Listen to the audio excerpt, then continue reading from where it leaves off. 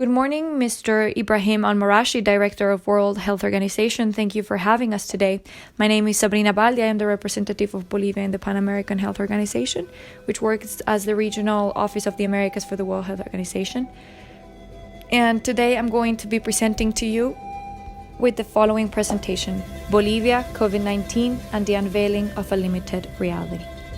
The purpose of this presentation is to provide you with the context situation that Bolivia was experiencing during the breakout of the virus, as well as we're going to introduce the measures taken by the government and what were the implications of this, and then we're going to conclude with a set of policy recommendations we came up with as an organization to better deal with the outbreak in a second wave. To provide you with an overall context, it was in December 2019 that the first case of coronavirus in the Chinese city of Wuhan ended up in pneumonia. The disease spread to other countries in Asia, Europe, and it reached Latin America as well in just a few months, until the World Health Organization declared a global pandemic on March 11, 2020. Spotlighting the situation in Bolivia, it was on March 10th that the first 3 imported cases were detected in the country, coming from Italy as well, from half Bolivian, half Italian residents. At this point, the government started to take several measures. The followings were: before March 17th, the president and Janine Áñez announced that emerging committee was formed, including officials from World Health Organization and different ministries. We, as a Pan American Health Organization, were involved in the support of the implementation of detailed procedures in a guidance to the surveillance of unusual respiratory incidents that were linking the health minister at the moment. Hotlines were provided to inform people about it. Closure of all borders. We're talking about land borders at this point. Entry was only allowed for Bolivian and national residents. We reached March 17th, the announcement of Decree 4196. The Minister of President Yeco Núñez declares several measures around the quarantine measures. These included special licenses to protect people with underlying diseases, including older adults or people above 60 years, pregnant people, and these were special licenses in order to get to transport around the cities. From midnight on March 20th to March 31st, the country borders were closed, and from March 21st, not only land transportation was suspended, also river and lake passenger transportation. The working day was stipulated to be between 9 a.m. to 1 p.m. and markets were open from 8 a.m. to 3 p.m. Public transportation could only operate from 5 a.m. to 6 p.m. Sports, social, and religious activities were suspended, and those who violated all the decree were going to be arrested for 6 hours. Finally, we reached March 21st with 6% mortality rate, 157 positive cases, 10 deaths, and a national quarantine is assessed. Details of this total quarantine implementation will be explained in further slides. Was Bolivia ready for this? What were the conditions under which the country was welcoming the virus? Well, there is no evidence that Bolivia counts with a national public health emergency plan to deal with a variety of infectious diseases that may cause a pandemic such as COVID-19 has.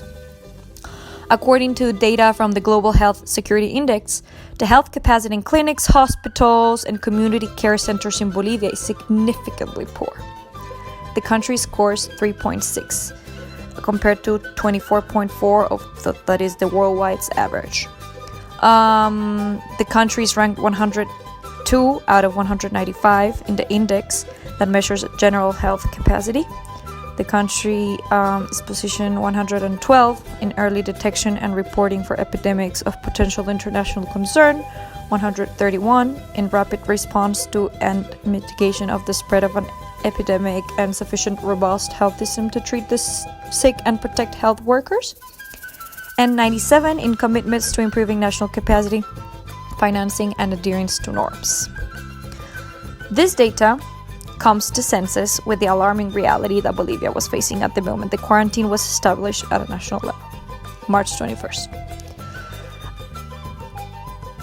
Bolivia counts with 430 intensive care beds to supply a population of 11 million people, 11 hospital beds and 16 doctors per 100,000 people, which meant fewer beds than in any other Latin American country and fewer doctors than in most of them.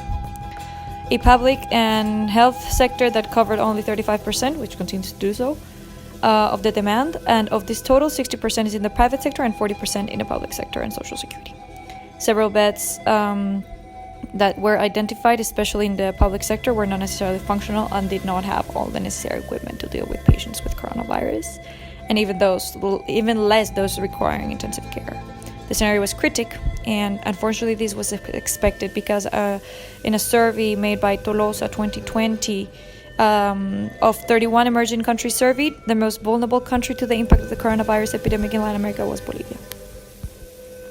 Even worse, Bolivia was not only confronted with the disorganization and structural limitation characteristics of the country, a very fragile health system, a decentralized government, and a deficient infrastructure, but also they were facing the indolence and cowardice of the health personnel, because doctors in hospitals and clinics were self-isolated as the virus circulated without any objective justification.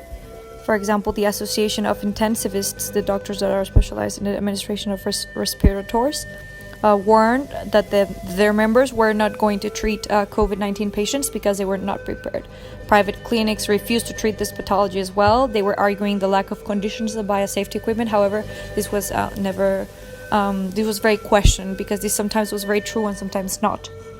What was the Bolivian government response to the situation, to the COVID-19 and such a chaotic scenario? We reached March 21st, and Janine Áñez announces Decree 4199, nationwide quarantine. The government took such an extreme and quick measure compared to other countries in the region. And the quarantine was very, very strict. It was stipulated to last 14 days, but it ended up lasting until May 11th. It was very severe. Some of the measures that included the total quarantine were that markets and supply centers will continue to operate only in the mornings, and only one person per family was allowed to leave the house only in order to buy groceries or to attend medical centers if needed, or to the pharmacies, but 1 day a week. Every person had a specified day depending on the identification number or their citizenship card. Factories and transportations continued to function as they needed to provide the country with food and medical supplies, as well as the banking system. People could leave their houses if they needed medical attention, of course. Private and public transport was completely suspended, and permits were well provided for workers in specific companies and specific people with specific needs. And electricity prices were also reduced. It was prohibited to cut off any of the basic services during the quarantine. And the tax as well as loan payments will be eased, that they were actually deferred at the moment. The government also approved grants of $60 to $70 for people over 60 years old, pregnant women, and children receiving primary education. This grant reached approximately $250 million US. And biopower was the imposition tool. The army and the police were mobilized to assure the compliance with the law.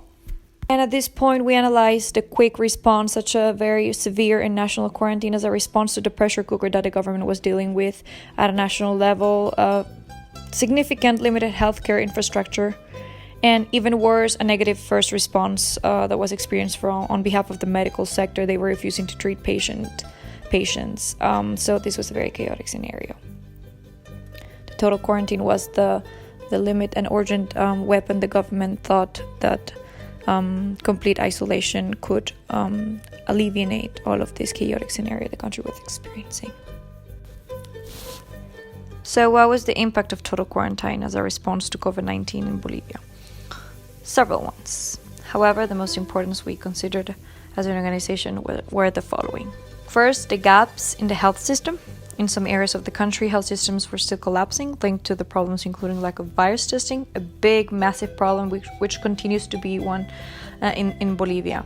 There's still big room to improve in this regard. Infection among health workers and lack of medical supplies. Health workers were not sufficiently trained to deal with the pandemic, and they did not have the necessary inputs and conditions to do so. Most importantly, it was completely impossible. Most of the second and third level hospitals were in urban areas, which left the rural area almost completely isolated from the possibility of accessing to any type of medical care. On the other side, after the first 2 weeks of the total quarantine imposition, to maintain it was very difficult.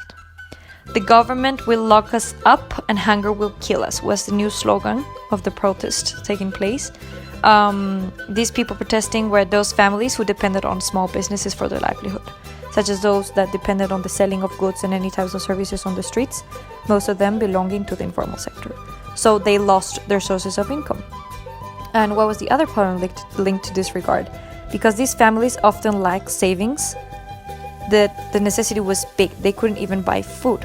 So initially the authorities considered the deferment of credit and tax payments, and they did that, but this measure mainly benefited formal workers, who represented only 30% of the country's workforce. It was not these people who were actually protesting.